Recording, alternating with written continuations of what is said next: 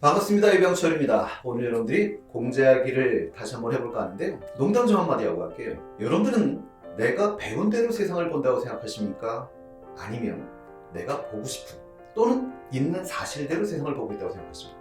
아직까지는 어쨌든 우리나라도 공자의 나라를 벗어나지 못한 것 같습니다. 그래서 공자의 눈으로 또는 공자는 안경을 가지고 세상을 보고 있는 게 아닌가라는 생각이 드는데요.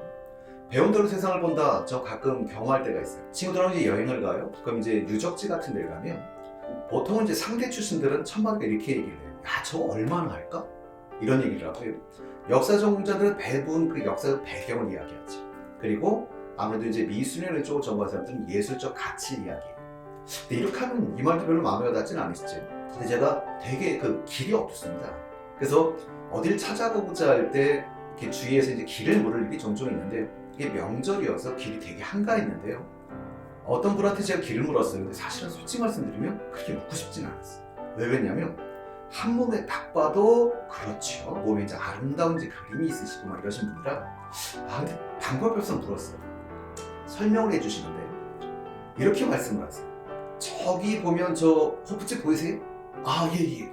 거기서 오른쪽으로 돌아, 오른쪽으로. 돌아가시다 보면 2층에 무슨 술집이 하나 나올 거예요. 그 집을 끼고 왼쪽으로 돌아. 거기 도시면 뭐가 나오냐면 노래방이 나와. 그러면 꼭 지하에 이렇게 말씀하시다. 근데 솔직히 말하면 들으면서 약간 무섭기도 했고 좀 사투리도 심하고 해가지고 일단 알겠습니다, 감사합니다라고 나오긴 했는데 사실은 잘 모르겠더라고요. 그래서 그냥 이제 그분이 가시고 난 다음에 다른 분이 오시길래 이제 다시 길을 여쭤봤어요. 그랬더니 저기 1층에 약국 보이십니까? 라고 하더라고요. 예, 보여요. 거기서 오른쪽으로 도세요. 도시면 2층에 내과가 보이실 겁니다. 그 내과에서 왼쪽으로 도시면 거기 다시 또 하나 약국이 나와요. 그래서 이름까지 와서 딱 설명을 하는데 오다 이제 길을 가면서 제가 막 웃었습니다. 왜 그러냐면 분명히 같은 건물에 있는 가게들을 말씀을 하셨는데 한 분은 역시 직업을 맞춰서 말씀을 하셨고 이 한 분도 아무래도 의료계 종사자가 아닐까라는 생각이 들더라고요. 그래서 역시 세상은 있는 대로 보고 있는 것이 아니라 배운 대로 보고 있구나라는 생각을 처음 했었어요. 우리가 공자에 대해 좀 알아야 되는 이유는 또 왜 있습니까? 공자에 대해서 알아야 우리가 어떻게 세상을 보고 있구나 하는 걸 이해하는 좀 도움이 되지 않을까라는 생각이 듭니다. 그래서 오늘은 공자가 대체 어떻게 성공하게 되었는가 이렇게 말을 하면 공자가 이제 맨 처음에 하급 관리, 근데 하급 관리를 지낼 때 무척 일을 잘했나 봐요. 말도 관리하시고 곡관도 관리하시고 했는데 일을 무척 잘하시는 바람에 계속 승진을 계속 하시는 거죠. 그러다가 50대 초반쯤 되시면 대사부라고 하는 벼슬을 지내시는데 우리나라 따지면 법무부 장관 그리고 문화부 장관을 겸직한 이런 자리예요.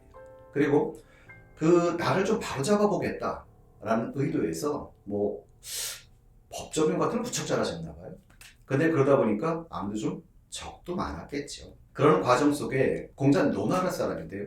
노나라가 접해 있는 나라가 제나라인데 노나라가 강해진다는 건 사실 제나라 입장에서는 되게 위협을 느끼던 그런 시대죠. 춘추시대라고 불리는 시대니까. 그래서 제나라 왕이 노나라 왕에게 80명의 미인과 120마리의 명마를 보내준대요.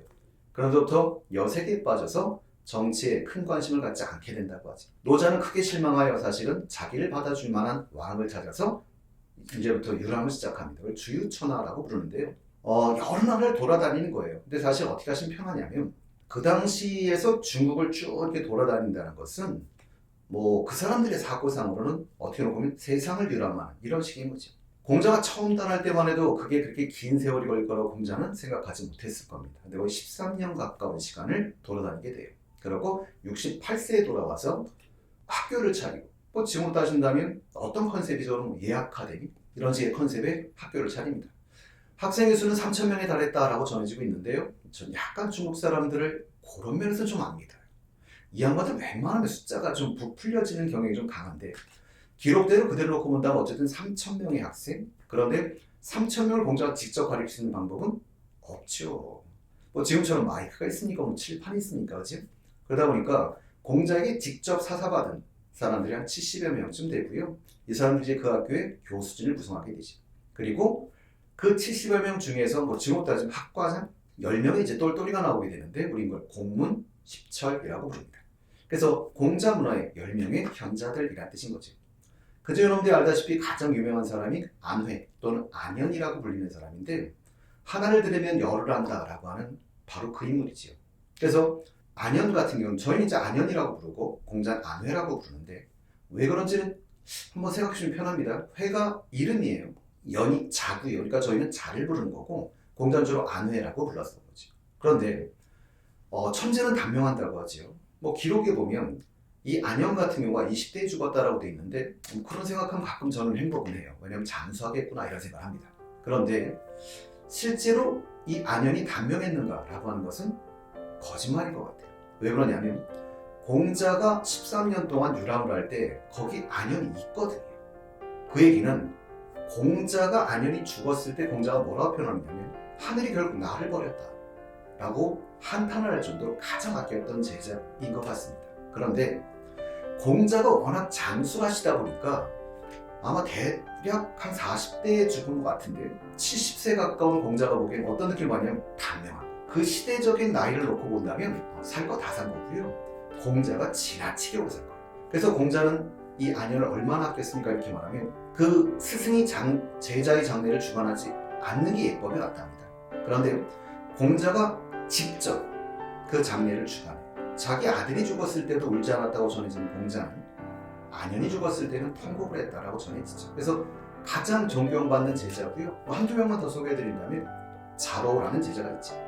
공자보다 대략 9살쯤 어리고요. 그러니까 공자 제자 중에 나이가 가장 많아요. 근데 자로는 아마 기억나시는지 모르겠습니다. 여러분들이 여러 기록들을 보면 공자에게 자로가 던졌던 질문, 아마 교육과정에서 한번 들어보신 적은 있으실 것 같아요.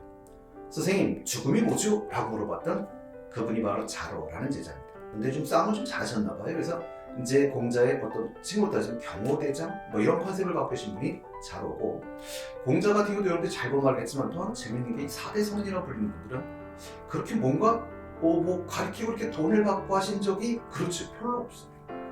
그럼 대체 이걸 누군가가 도와줬을 텐데, 나중에 보시면 이제 석가 같은 경우는 가섭이라고 하는 대부가 도와주게 되고요.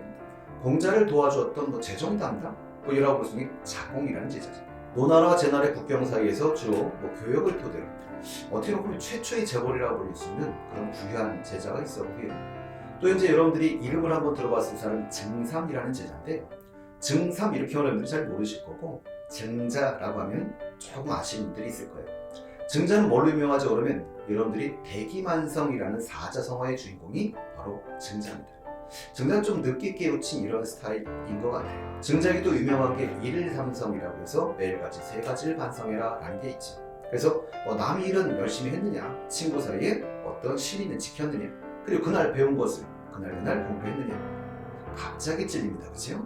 그래서 옛날부터 가르치는 분들은 항상 복습의 중요성을 역설했던 것 같은데, 그때나 지금이나 잘 지켜지고 있는 것 같지는 않습니다. 자, 이와 같은 이제 공자는 어떻게 놓고 보면 그 옛 아카데미라고 하는 학교를 중심으로 해서 많은 제자를 배출을 했고, 그 제자들이 어떻게 보면 성공을 해주는 덕이에요. 잘 생각해보면 스승이 되는 건 제자의 덕인 것 같습니다. 그래서 이런 많은 제자들 덕에 사실은 성공을 하지 않았나 싶습니다. 자, 오늘은 공자에 대해서 학교 얘기를 중심으로 해서 간단히 한번 다뤄봤습니다. 감사합니다.